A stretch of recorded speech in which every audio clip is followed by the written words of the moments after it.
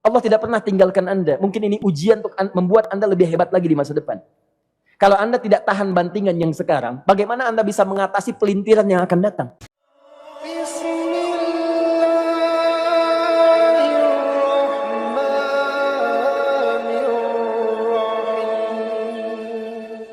Semua keadaan jiwa kita, hati kita, perasaan-perasaan kita sudah lebih dulu bahkan pernah dirasakan oleh Nabi Muhammad SAW. Kalau Anda pernah gelisah, Nabi dulu pernah gelisah. Kalau Anda bahagia, Nabi juga pernah bahagia. Kalau Anda merasakan kekhawatiran, Nabi dulu pernah khawatir. Dan miniatur kehidupan kita sudah dicontohkan dalam perjalanan kehidupan Nabi Muhammad SAW agar kita bisa belajar mengatasi problematika kehidupan. Allahu Akbar, kalau beliau tidak diutus oleh Allah, kita tidak tahu bagaimana cara menyelesaikan pemetaan kehidupan kita hingga dengan saat ini. Bahkan satu ketika, pernah beliau kemudian dalam masa yang telah panjang berdakwah, qadarullah kemudian ada wahyu yang jeda datangnya tidak seperti biasanya. Biasanya datangnya cepat, berganti hari turun wahyu, ganti pekan turun wahyu. Ini beberapa masa wahyu belum turun. Ada hikmah di balik itu. Teman-teman sekalian, tiba-tiba beliau naik ke atas bukit, wahyu belum turun juga. Pulang ke rumah, belum turun juga. Sampai keadaan itu terlihat oleh kalangan kafir Quraisy dan mereka berkata, lihatlah Muhammad sudah gila. Dituduh gila.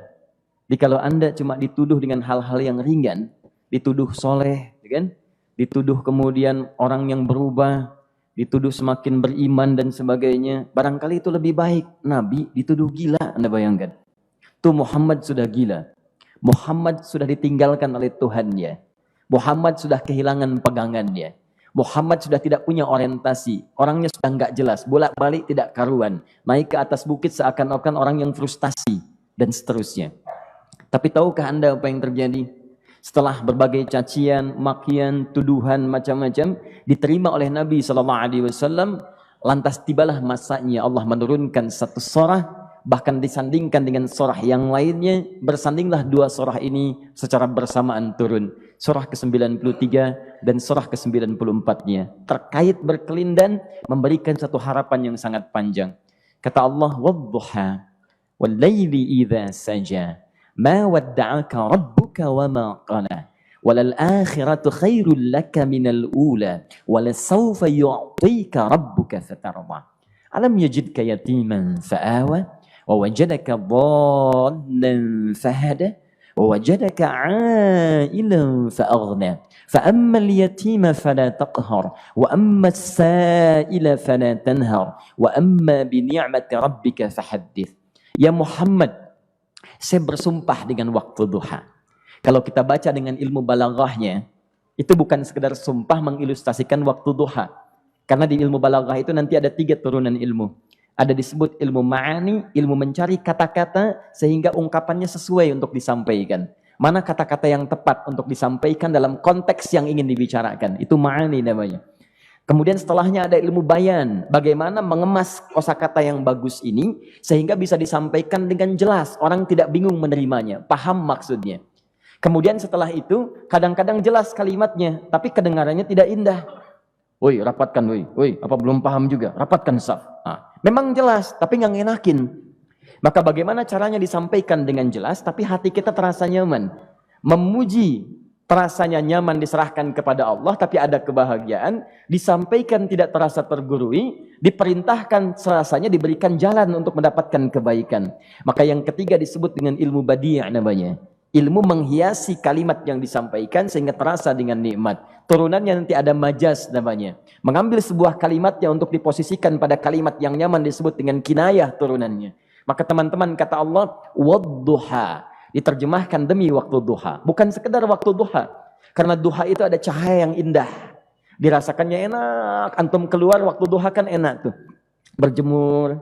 Kata orang Sunda moyan gitu kan. Datang, bahkan sampai dianalisis ada vitamin D-nya bisa terasakan. Ya, kemudian setelah itu ada kenikmatan enak suasananya. Seakan-akan dunia milik sendiri, yang lain numpang. Wah, nyaman keluar itu. Baik, jadi wadduha itu ingin bersumpah mengilustrasikan waktu kenyamanan yang pernah dilalui. Bahasa tafsir yang luasnya, saya bersumpah Muhammad Demi segala kenikmatan yang pernah engkau rasakan dalam hidupmu, seperti engkau merasakan cahaya duha itu. Engkau pernah senang, saya bersumpah dengan kesenanganmu. Engkau pernah tenang, saya bersumpah dengan ketenanganmu. Engkau pernah nyaman, saya bersumpah dengan kenyamanan yang pernah engkau rasakan. Walaili idza saja. Dan aku pun bersumpah demi gelapnya malam. Demikian terjemahannya. Bukan sekedar gelapnya malam, saja itu sesuatu yang pekat. Ya, ini belakang kelihatan agak gelap nih. Untuk memberikan proyek, kesini aja Pak, saya cuma ngasih contoh ini. Contoh, saya bukan mengeluh, bukan, ingin memberi contoh. Ya, contoh pada ilustrasi yang mau saya sampaikan. Nggak apa-apa, biarkan saja. Saya mau contoh kasih kata saja. Ya, ini belakang agak gelap untuk memproyeksikan cahaya ke sini. Tapi yang mau saya sampaikan, kalau gelapnya begitu pekat, semua cahaya ini nggak ada.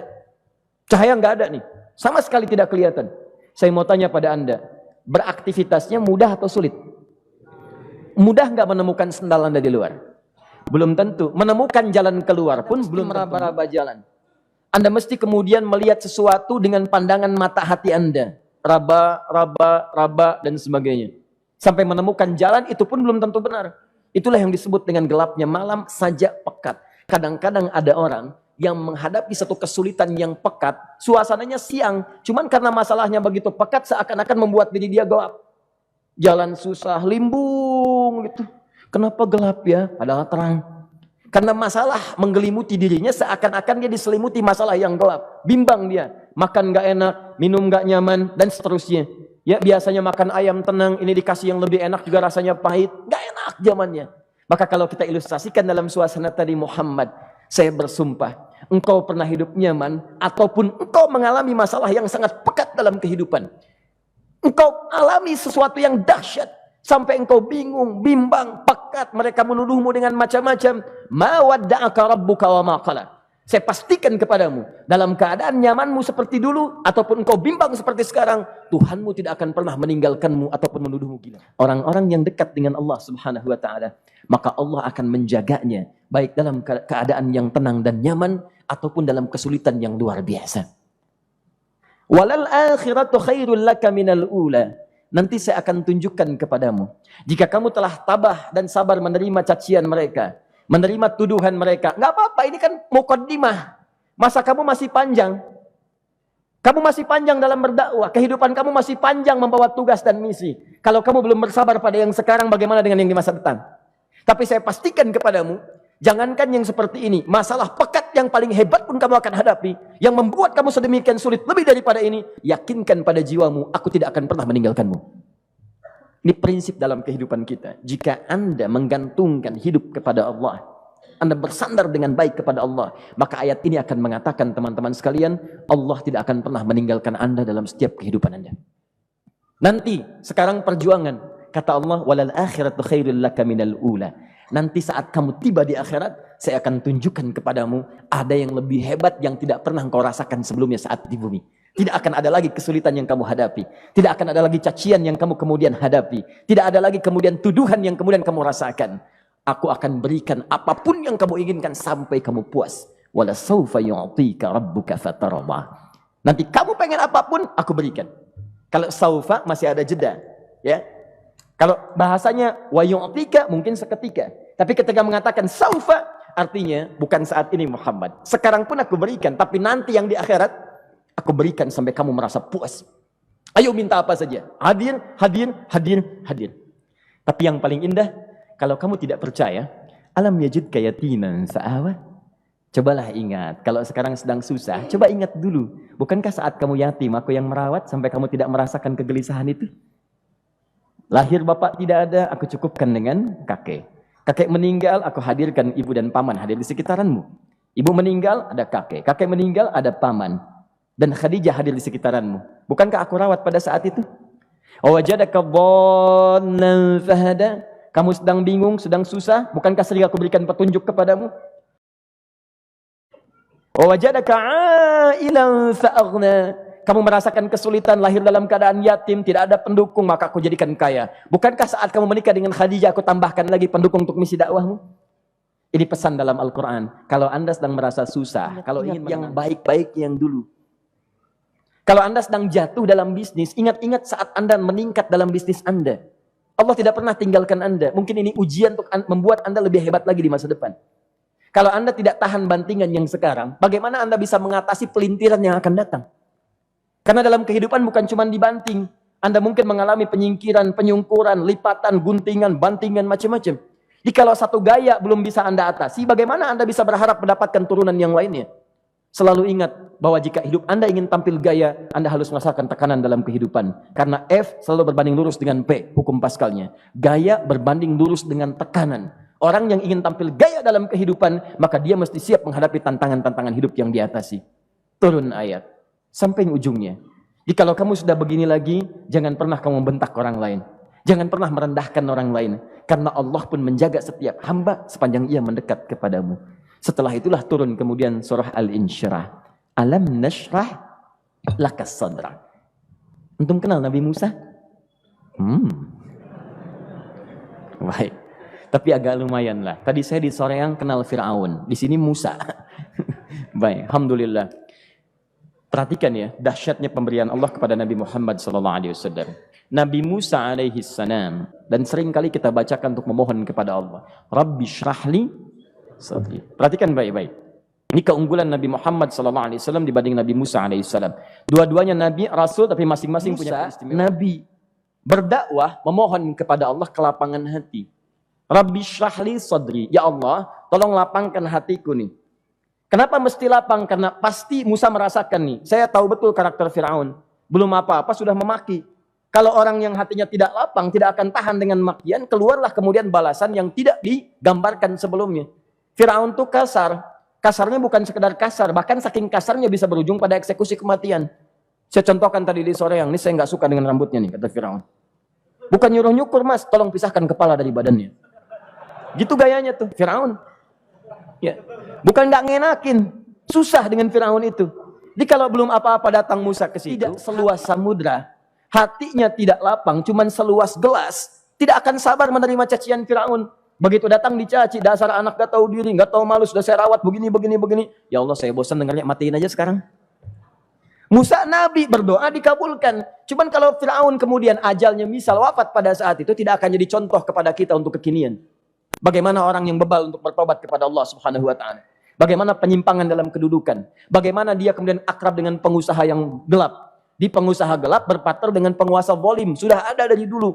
Pengusahanya disebut dengan Qarun.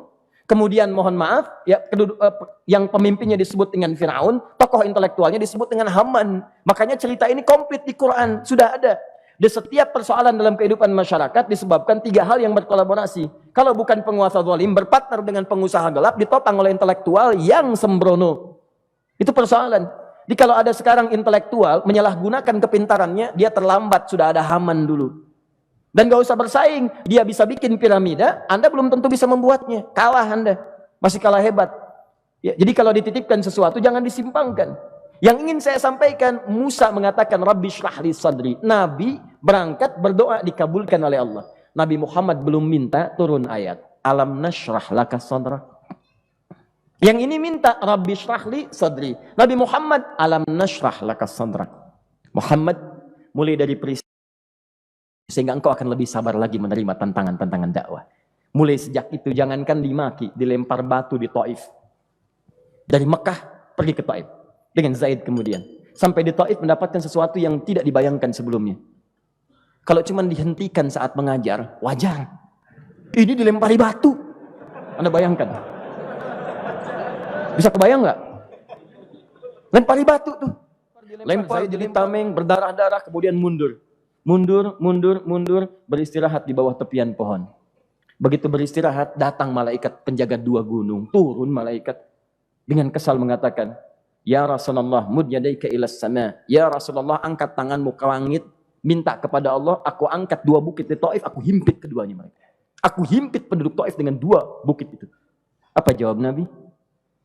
Karena sudah mendapatkan kelapangan, ketenangan, belajar dari peristiwa-peristiwa tadi, indah jawabannya. Lah, katanya, tolong jangan lakukan. Innahum qaumun la ya'lamun. Mereka belum paham saja. Mereka belum mengerti. Tolong jangan lakukan. Aku bermohon kepada Allah. Boleh jadi nanti di masa depan akan ada hamba-hamba terbaik yang lahir dari bumi Taif ini. Kemudian beliau berkata, Rabbi, ila man takilluni a ila qaribin yu'limuni am ila ba'idin yu'dhini fa ana radin ma lam taghdab ilayya. Ya Allah, kemana lagi engkau akan utus aku untuk berdakwah setelah peristiwa ini? Apakah tempatnya lebih dekat aku jangkau sekarang, tapi di situ aku akan disakiti lagi? Ataukah jaraknya masih jauh, tapi di tempat itu aku akan dizalimi lagi? Aku ridha ya Allah dengan itu semua, asalkan engkau tidak marah kepadaku. Asalkan engkau tidak marah kepadaku. La haula wala quwata illa billahil aliyil azim. Begitu kelapangan itu muncul, ridha dengan ketetapan dan siap, tabah, kuat, hadir dalam jiwanya. Tiba-tiba turun undangan, tunaikan Isra dan Mi'raj. Diangkat statusnya, naik mendekat kepada Allah Subhanahu wa taala. Dihilangkan bebannya, wa wada'na anka wizrak alladzi anqadha dhahrak. Itu hikmah, teman-teman. Barangkali kalau antum saat ini datang ke masjid ini untuk kajian, sedang bawa beban, ada kesulitan, penuh dengan macam-macam, barangkali dibacakan surat Ad-Duha tadi untuk memberikan harapan kepada Anda. Ini bukan PHP, karena ini bukan masalah urusan manusia. Ini adalah janji yang tidak akan pernah diingkari. Innallaha la yukhliful mi'ad. Kata Allah, Anda punya masalah, ingat suasana tenang pada masa lalu. Bukankah saya memberikan ketenangan kepadamu? Mendekat kepada saya, Anda bersabar, yakinkan bahwa ujian yang saya berikan saat ini sesungguhnya untuk membuat kamu lebih hebat di masa depan. Karena orang hebat tidak akan pernah sepi dari ujian untuk membuat dia lebih kuat menghadapi tantangan dalam kehidupan.